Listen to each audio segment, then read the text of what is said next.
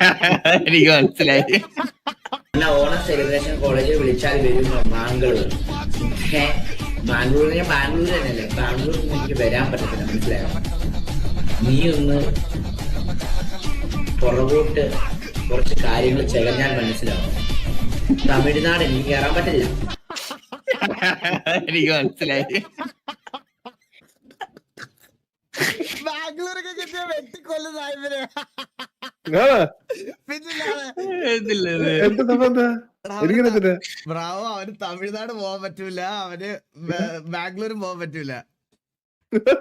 ലൈവിൽ ഇരുന്ന് ഒരു ദിവസം തമിഴന്മാര് നീയൊക്കെ മറ്റേ ഞങ്ങളുടെ മുല്ലപ്പെരിയാർ പിടിച്ചു കൂടെ കുണ്ണുകളെന്ന് പറഞ്ഞ മറ്റേ പ്രശ്നമായിട്ട് ലൈവിൽ ഇരുന്ന് പറഞ്ഞ് അത് ഇവർ റീലിട്ട് അത് 5 മില്യൺ വ്യൂസ് എന്തോ അടിച്ചു. അതിനകത്ത് മൊത്തം തമിഴ് നാട്ടിൽ നിന്നുള്ള ആൾക്കാർ വന്ന് കമന്റ് ഇട്ട് പണി ഇവനെ.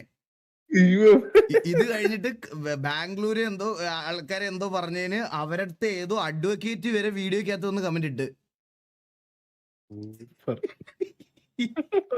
ഇന്ത്യയുടെ 4 വാടം വള്ളി പിടിച്ച് വെച്ചിരിക്കണ ഒരുത്തൻ